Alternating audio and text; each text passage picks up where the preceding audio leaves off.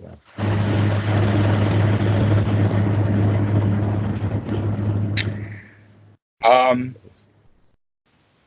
The thing that people don't understand with Anapanasati, because of 16 steps, um, that um, first off, that it's really huge, and that people need to bite off a bit of a section of it at a time and practice that for a while, rather than seeing it in its full glory. That, oh no, every breath you take, literally, you're doing many of the steps of Anapanasati, and that they work together.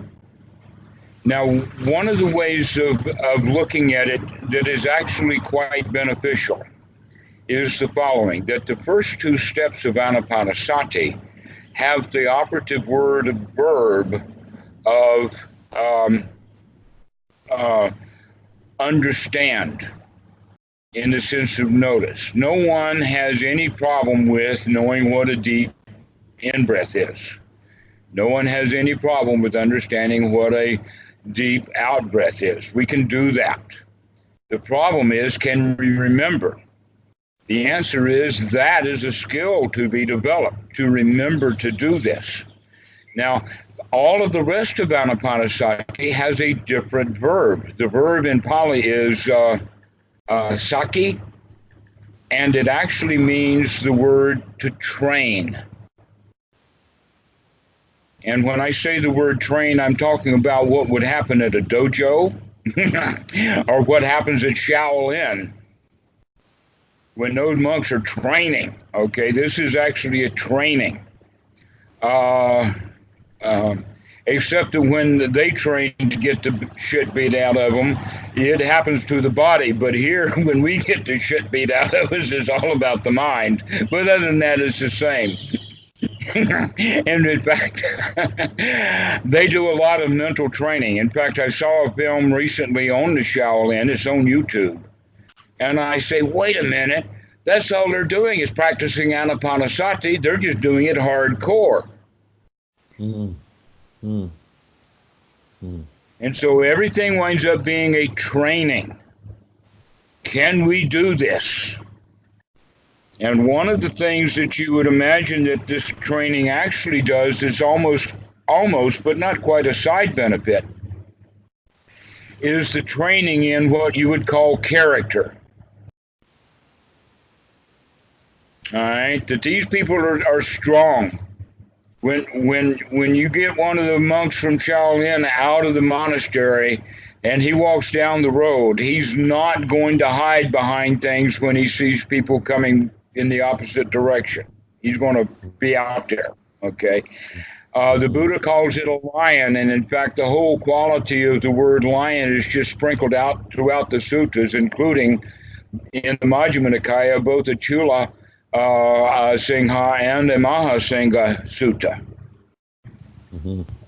And even the new magazine that whimpered out as Shambhala has now come back with the Lion's Roar as their magazine title.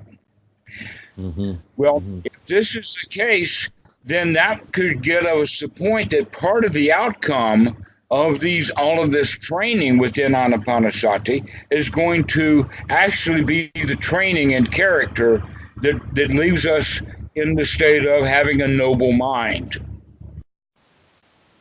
And so, in a very, very strong way, Anapanasati is the actual practice training method of the Eightfold Noble Path, of how to develop the Eightfold Noble Path so that the mind is unified and noble. And that generally what happens is that with most students over the course of, let us say, retreat times and things like that, that the teachers choose to only give selected items out of the full path of Anapanasati and give that to the students and sort of capitalize and work on that. With Goenka, they work on the first three steps of Anapanasati.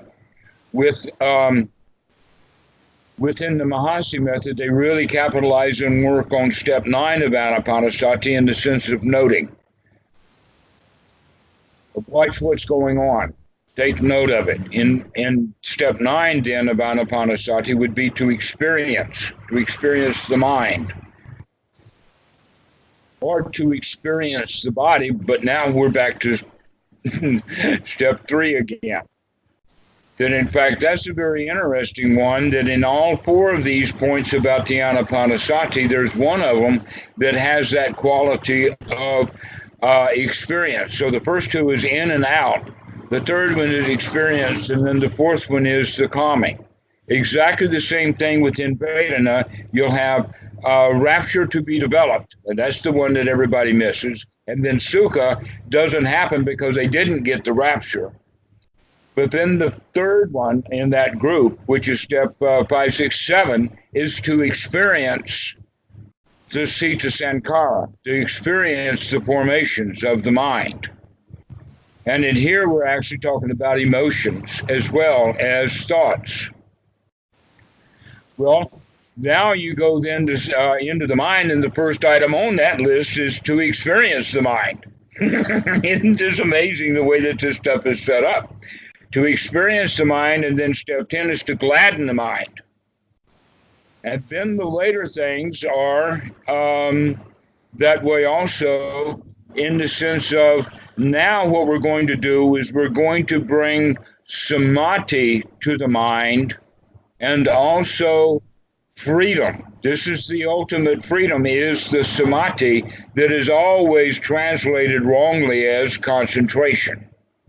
But samadhi of the mind is much more this quality of having a noble mind, one that's collected together, and it has the quality of unification of mind in the sense that we don't have divisions like doubt or telling lies or doing things that we know are wrong, and we do them anyway because we want things. Well, when we get to a state of non-wanting, then we're naturally well-behaved.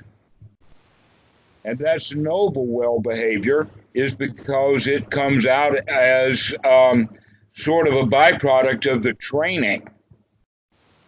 Now, one of the qualities then of this training is a twofold place. One is to train in the sense of to training the mind to gladden the mind, which is in the Sita. But if you go back then to, into the Vedana, no, rapture and pleasure, and this point about pleasure, that's an important one, because gladdening the mind could, should, and ought to be pleasurable. It gives us a sense of pleasure. So in that regard, these two things are really deeply connected. The question is, how do we gain pleasure? Or the Pali word is Sukkah. The Pali word of Sukkah, pardon? Wholesome thought, wholesome, gladdening the mind, wholesome thinking, wholesome imaginings. Yes. Yeah. Precisely so. Thought. Yeah. And not just ordinary wholesome, but high quality at this particular point, wholesome. High quality in the sense of the kinds of things that people really want. The very high, the very in the Latin, it's sunum bunum. What is the very highest thing? Now, here's something about meditators having experiences.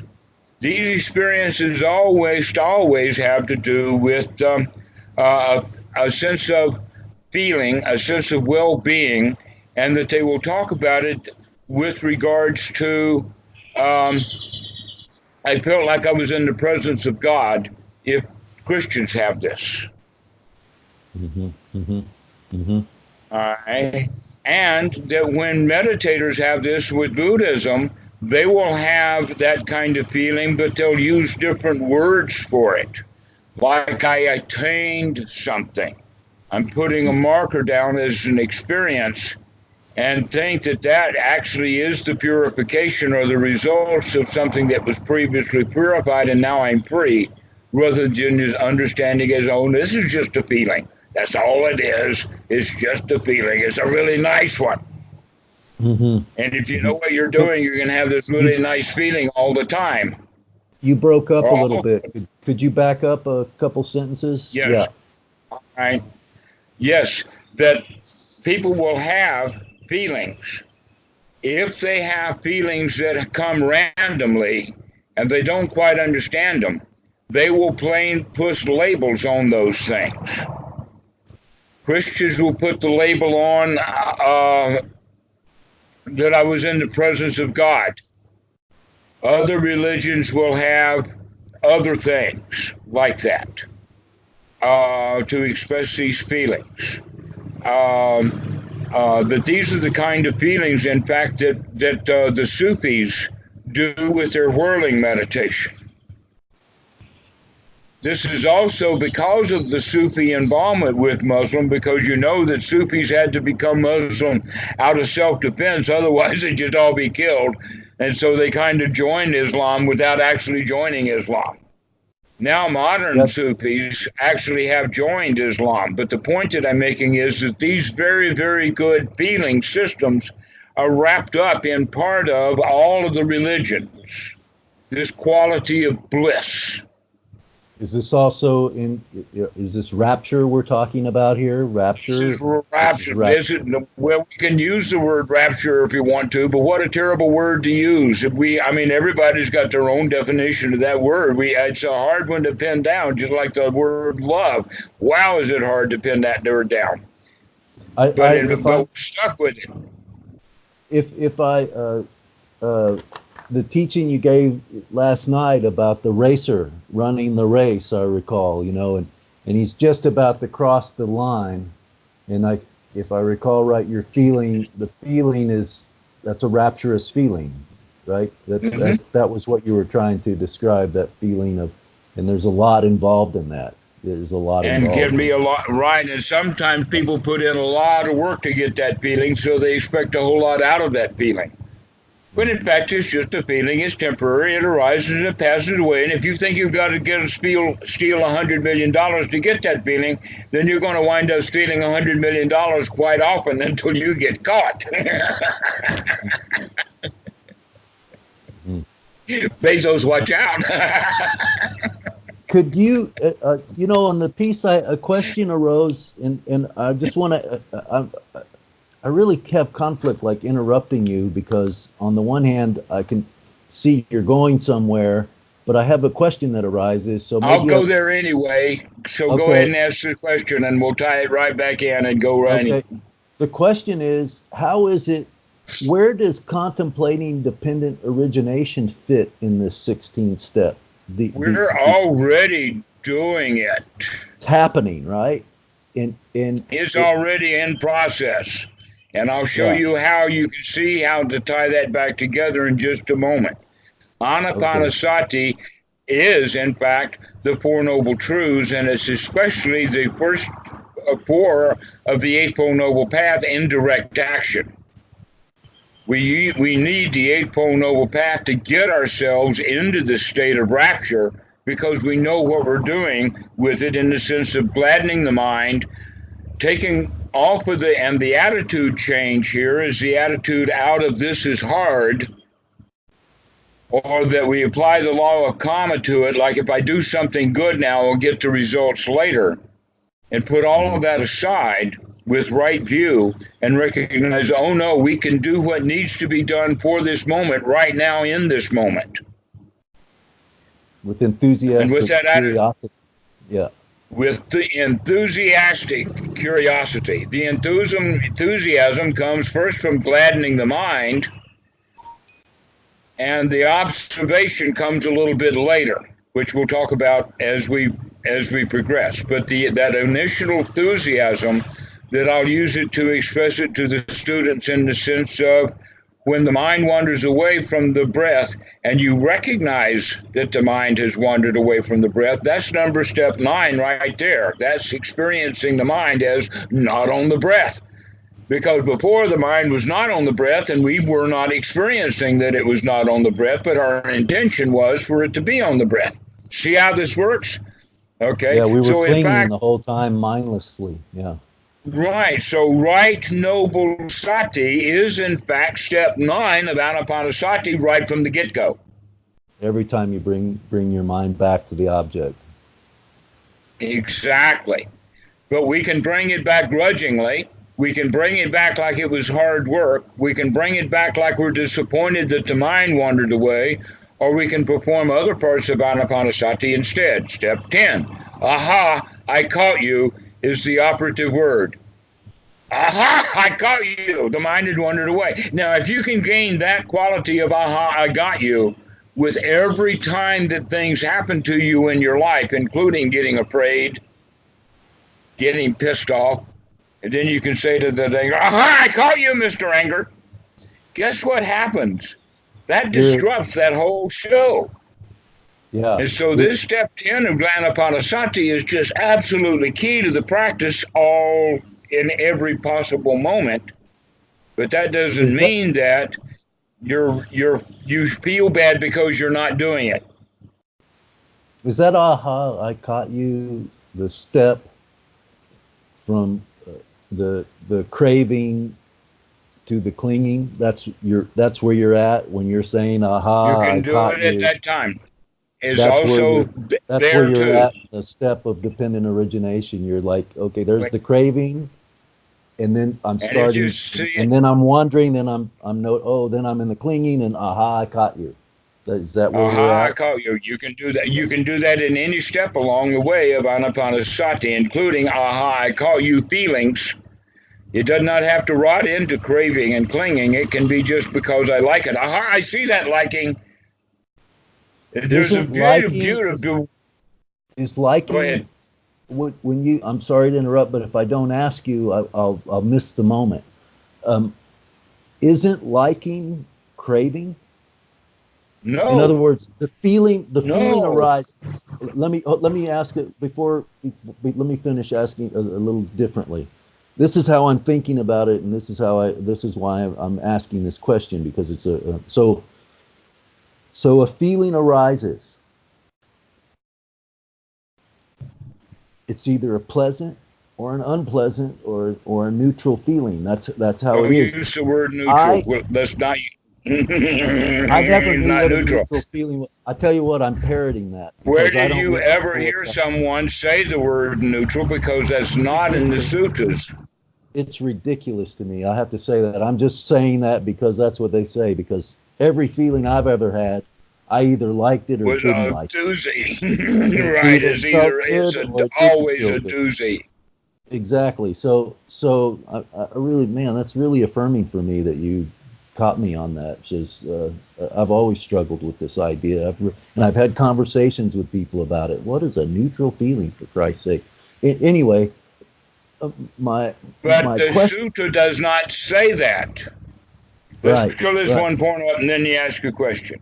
The sutra says a feeling that is not positive and it is not negative. In other words, it's in between and it's unsure and it causes fear and doubt. Yeah. And we want to know. Because the mind can't label it as such. Right. Exactly. Interesting. Creates tension. Yeah. That's so. Yeah. And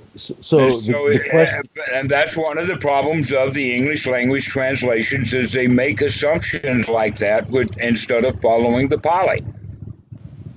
Right. And by doing so, many students get completely confused. Yeah. So and guess what? That means they have that feeling. That's right. Exactly. They don't know. Right? And fear. Yeah, that's good. That's right. Yeah. So you were saying what I heard you say was that you can catch this mind going at the feeling stage. In the way I've been experiencing and the way I've been practicing, not rightly, I'm not sure, is that, and also understanding, is that when the feeling arises for me, it's instantaneous. Like trying to catch that moment where I'm liking it or not liking it, right? And then coming back to my object again and dropping the whole feeling. I have to tell you, I haven't ever experienced that. I'm always seems to be in the craving. I'm realizing a craving. I don't know. That's not true. I mean, I can sometimes know when a feeling, but almost. Okay. All right. I know what you're Almost, meaning. All right. almost Let's look at, imperceptibly. Yeah, it goes. So it's my let's so add a new word. yeah. Let's add a new word. The new word is intention. Where does intention come from? Because in fact, intention is very subtle wanting. So Yeah. from wanting, we go back to intention. And then where does intention come from? Intention comes from a desire to. Aha! You just got it right there. A It's desire, desire. right? Yeah, it's a desire. Okay, it's a desire. In other words, the desire at that level is very, very, very subtle. Yeah. It's not fully grown into a want or even a clinging. Yeah. Okay, that very, very subtle wanting is what we call liking or pleasurable feeling. That's ignorant. It arises and it immediately grows into intention and then later into wanting. And then very quickly, in some conditions, it goes from wanting into the expression of, I need it or I got to have it. And that's when full-blown And upadana is going on. And the what's upadana we can upadana? see with upadana is that clinging. And there are Cling. four modes of clinging.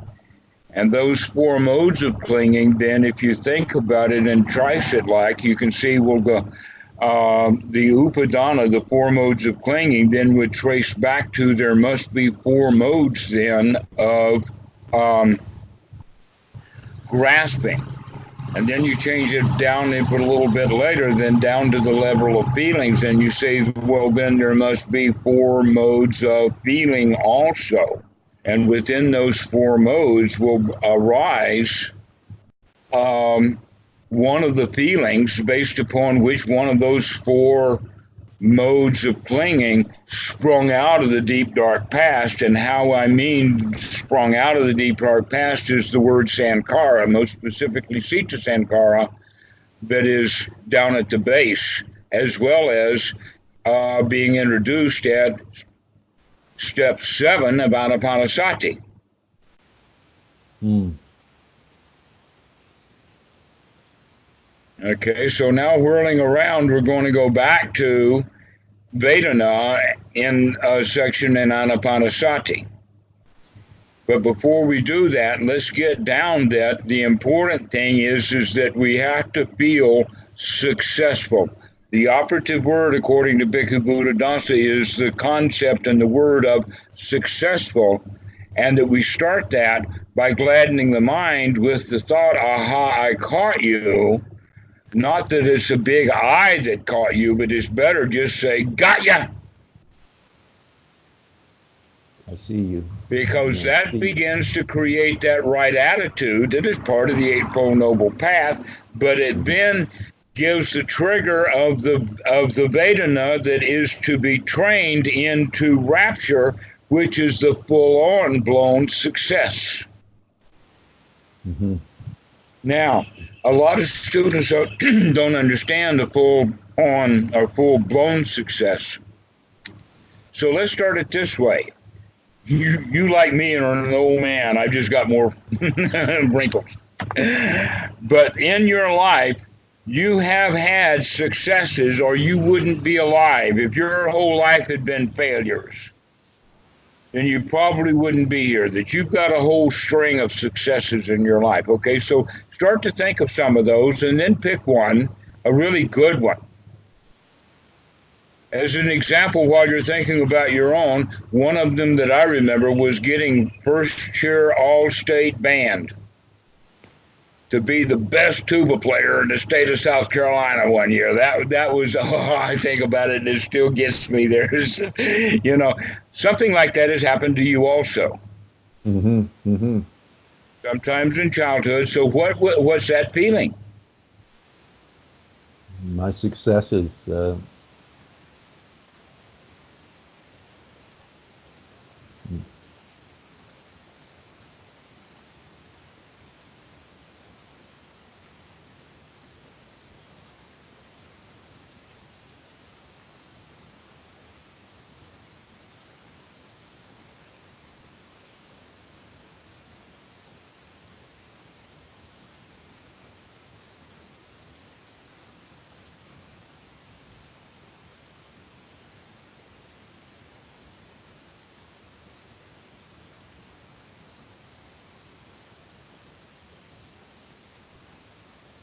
It's a feeling of satisfaction.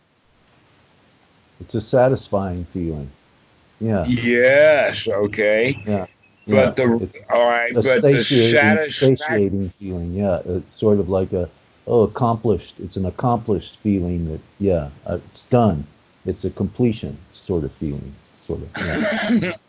Okay. Yeah. You Hmm. have just jumped the gun. Now you were talking about step 6, Sukkah. Mm. And that everything that I use to describe Sukkah, you just use those words.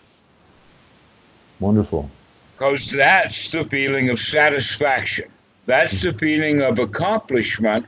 And it's Hmm. also the feeling of the job is done and it's over right now.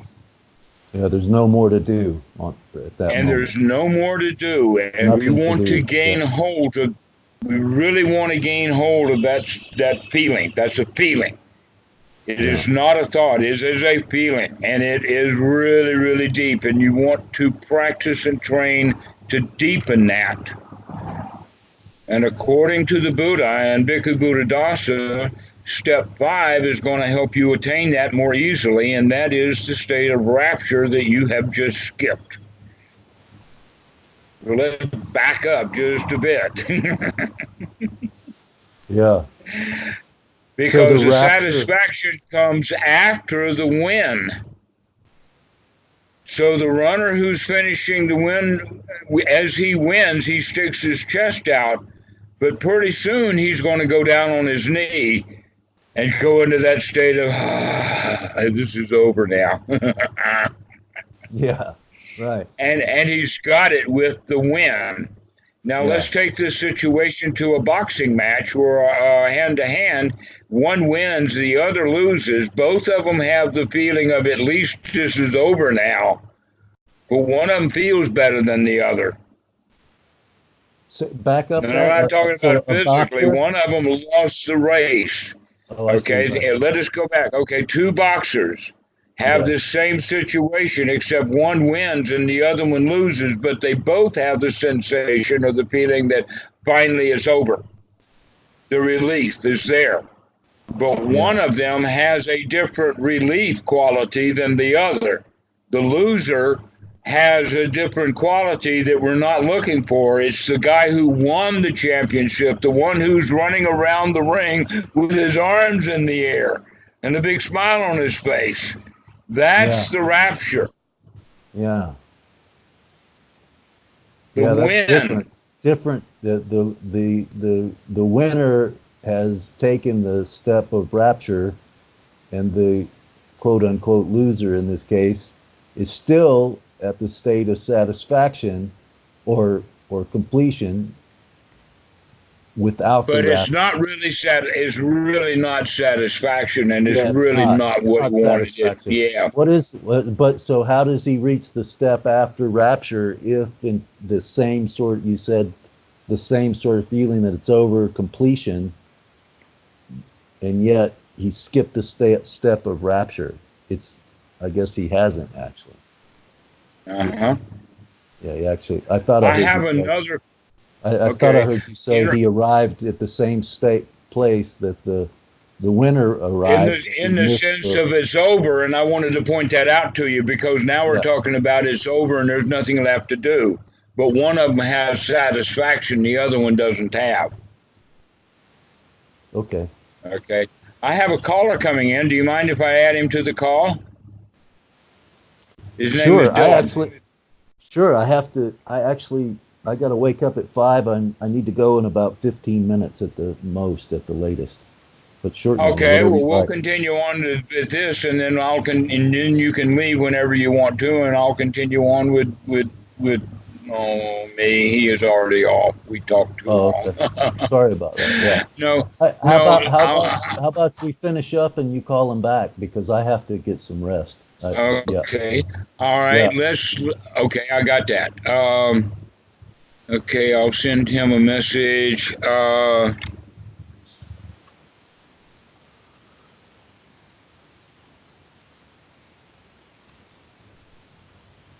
Thad says hello, by the way. Pardon? Thad says hello. Thaddeus. Thad. Yeah. Yeah. Yes, right. Yes, Yeah. good, good, good. Yeah. I'm here Okay. at the center with him. He's sleeping in the next room. Yeah. I really like that connection. Yes, I've got a lot of really, really good students. Mhm. Okay. And in fact, it's been a while since Thad has been on, and my teaching style has grown and changed as I've seen new suttas and had new conversations and put more twos and twos together to come up with stuff. So I'd be glad to talk with Dad about the Dhamma again. Gosh, it's been 3 years now since I think we've actually had a Dhamma Yeah. talk. Yeah. Yeah. Good. Good. We communicate often. So Yeah. back to what we were talking about. This rapture is actually, as you probably heard, or I can point to you, is a factor of the first jhana. But what happens is that big wind, which I'm still going to talk about, is then settling into Sukkah. And now we've got the jhana factors together. Okay, because the hindrance is at bay, and that we're in a state of Sukkah, which means that we're in a very, very pleasant state. And now we have the intention both of liking it and wanting to maintain this. And so we begin to guard the mind to make sure that only wholesome thoughts come up, or otherwise they will be hindrances and they'll pull us out of the state of Sukkah. So in order to maintain the first jhana, we can only allow thoughts in the mind that are wholesome and will promote staying in first jhana. What are good wholesome thoughts?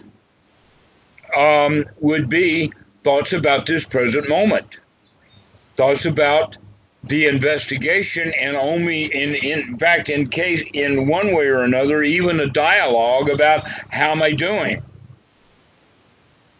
And one of the ways of talking about that is, oh, this is suffering. So be on guard for any suffering in any case. A bodily sensation that we don't like will grow into suffering.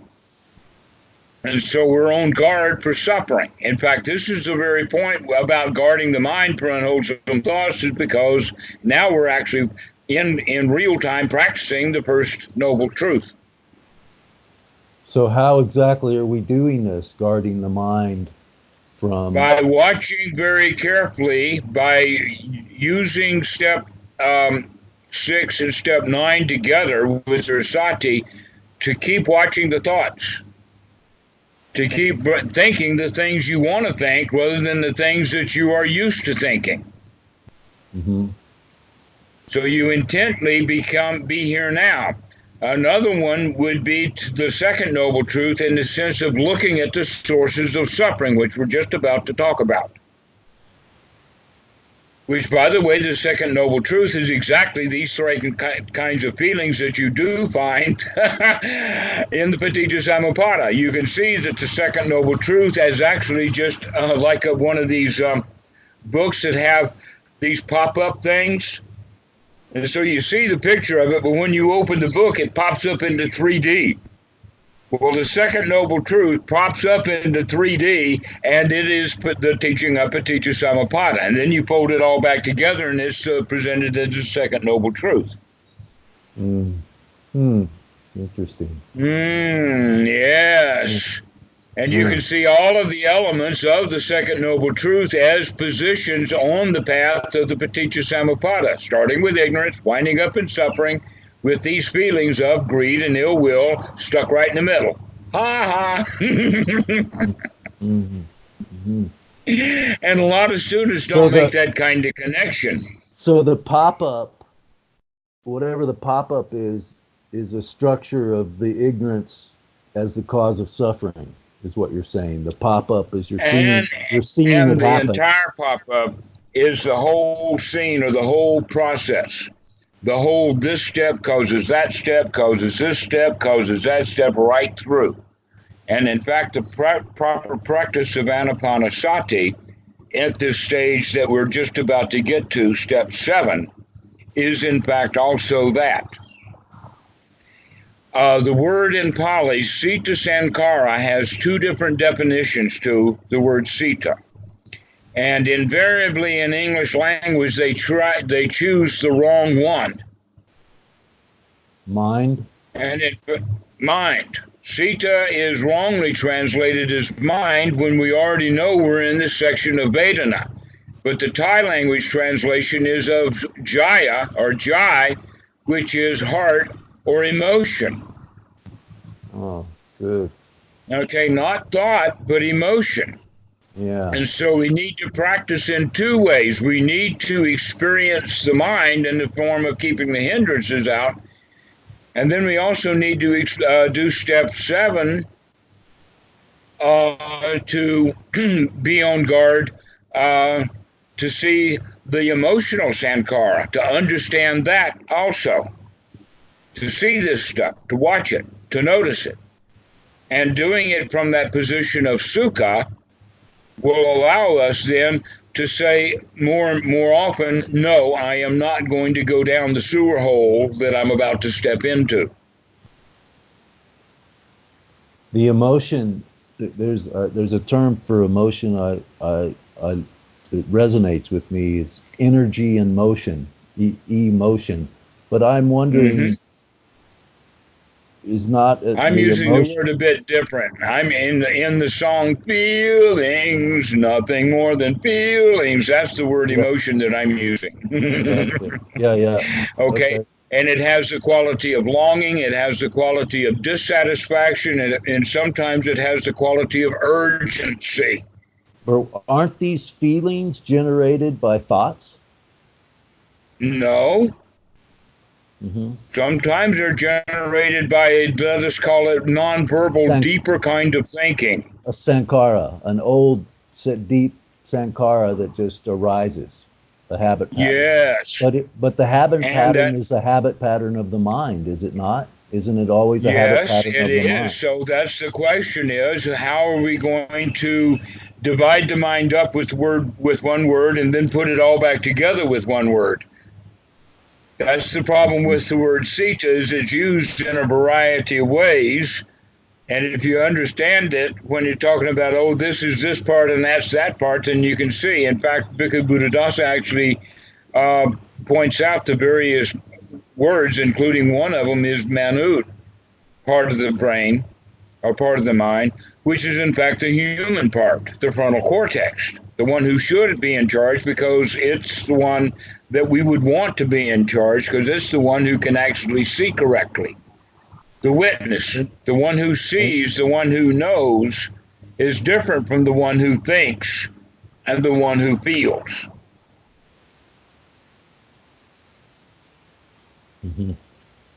For instance, when you see someone's lying to you, you know that before you even tell yourself that. Yeah. The thinking comes after the knowledge. You just see it. Okay, well, this is the part of the brain that we're actually trying to wake up and get functioning. The part that actually sees what's going on. And the sita, so one kind of sita is a sort of, talking about it the best way I can, one kind of sita is a sita that's kind of thoughts, mind based on thoughts, and then there's another kind of citta that's a mind with connection with the heart that's based on feelings. Is that a right way of thinking about it? Yes, and we do that distinction in our language on a regular basis. Follow your heart, gut reaction, blah, blah, blah, blah, blah. Right. Don't think things through. Just go with your gut, right? Well, where does the gut get its sensations to follow? It comes from the bloodstream getting a bunch of crap in it. And who ordered all of that crap up for service? It's the reptilian brain that did. It's the emotional system. So in this case now, we have to start experiencing, by investigation, being on guard for both mind, in the sense of the lies we tell ourselves, and instead start doing things like, let's really pick apart and get some really good understanding of the third noble truth. Let's sit here and just experience what it's like to be free from suffering. Then you can start, oh, I'm free from that one, oh, I'm free from this one, oh, I'm free for that over there. And in every case, that stuff will come up, you pushing it back out. All right. So in that regard, we do both being on guard, and in the way that Anapanasati has always traditionally been taught, is that the students are taught first to guard the mind, because guarding our feelings requires a deeper level of sati. But after people practice, they can say, okay, I'm going to be on guard for both. If any anxiety comes up, and what normal people do when anxiety comes up is they begin to think about what's gone wrong that needs to be fixed. This causes restlessness and worry, and delving into the past, trying to find out what's wrong so that we can do something in the future to take care of the feeling I have in the present moment. And all of this happens in the mind ignorantly. But as a good Anapanasati practitioner, we'll see, wait a minute, I'm actually experiencing anxiety. I'm going to deal directly with anxiety instead of trying to fix it with the outside world the way that everybody else does. And I'm going to deal with that anxiety, tension, fear, whatever the emotions that come up, sadness. In fact, sometimes sadness is just so beautiful, you just want to wallow in it. It's just so nice. But there's eventually we say compassion. That. Yeah. Yeah, there's an element of compassion in sadness, isn't there? Yeah. Right. Sort of poignancy to it, yeah. So, but we do this by understanding the nature of the feelings. To recognize that these are not our enemies, nor are they our bosses that order us around. They're just merely feelings. Old emotional feelings, while we're already working, let us say, with right effort to manufacture good, positive, wholesome feelings that make us feel like a lion, where all of these old emotions generally drag us down into the position of a victim. That we become victims of our emotions and have to do what they tell us to do. But you don't have to do that anymore. You can feel the way you want to. And so when you see all of that anger or disgust or anything comes up, you can say, aha, I see you too. And so this is how Anapanasati fits together. But in that regard, we're also at that same time working within the framework of the concept of paticca samuppada. It's all together one practice, and the way that the Buddha put it together and presented it is just absolutely brilliant. He's just so spot on. Yeah. Absolutely so spot on that even the neuroscientists are not really anywhere near catching up together with him. And and that's really doubly true for psychology. Yeah. So and this is part of the talk that I don't want to get too long in, but this is the place where we begin to recognize the high quality of this teaching of the Buddha, that it is for the relief and elimination of all of life's problems right here and now, not something we have to do something about to gain it in the future. That is available to you right here, right now. Start spending some time in that third noble truth, and you'll recognize just how valuable this stuff is, so that every time that you come back into it, it gives you that real juice, that real buzz, that real rapturous pleasure of, this is the best Enthusiasm. stuff there is. Yeah, Pardon? enthusiasm. Enthusiasm. Enthusiasm, right. This is the really best stuff there is. I Mm-hmm. could not be doing better than feeling good about the success of following the teachings of the Buddha. And as we practice that, it becomes a skill, so that we feel really good and really confident, and Shraddha really grows. And soon we come to that first knowledge on the path of Sotapan, that no matter what happens, I can clean my mind out and come back happily to this present moment. Sadhu. So if you want a goal, that's your goal. That whenever the mind gets distorted, whenever it gets into bad feelings, whenever it gets into hindrances, when you catch it, you can pull it out of that. All you have to do is catch it. And all the pulling out that needs to be done is skill development. And when you, so what are some, my pulling it, when mine, in my practice, when I'm walking, and, continuity of practice is the secret of success. So whether I'm sitting, standing, walking, lying down, I'm always trying to sort of guard my mind, wholesome thoughts. And when they come, I find, Villa teachings about just imagining puppies or babies, whatever that can take me to that feeling, some kind of or imagining a success, being the tuba player, or whatever. Exactly. And it You're getting the feeling. Connection, right? Puppies, warm. Here, I'll bring a couple up. Let me place. Yeah. So that's exactly. right action. That's right action in the practice to do that. Yes. Absolutely, right. He's spot on. He's following the sutras. I have seen over time how Vila Maramsi teaches a little bit differently than I do, but he really does have the Dhamma. I highly recommend him. Oh, that's great. I'm really glad to hear that. So the idea here is to drop the unwholesome feelings and do whatever you have to do to get back to wholesome thought and which have which bring feelings with them. Yes, absolutely correct. Except don't do whatever you have to do. Do it instead with joy. Yeah, of course. Gladden the mind. Because and but that you're talking about enthusiasm.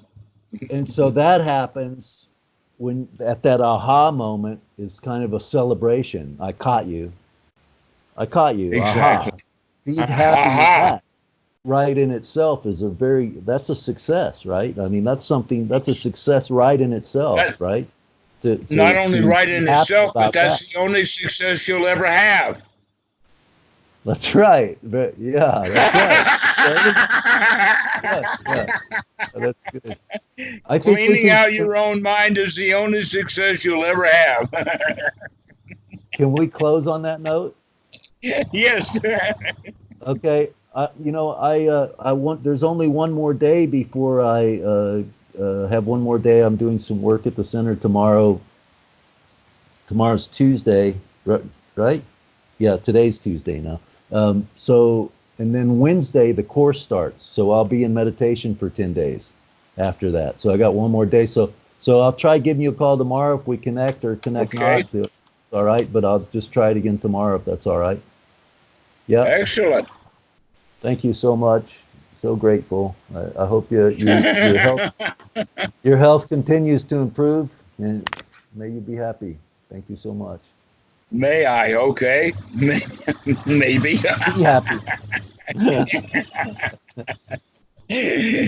See you later. Okay. Bye-bye. Bye.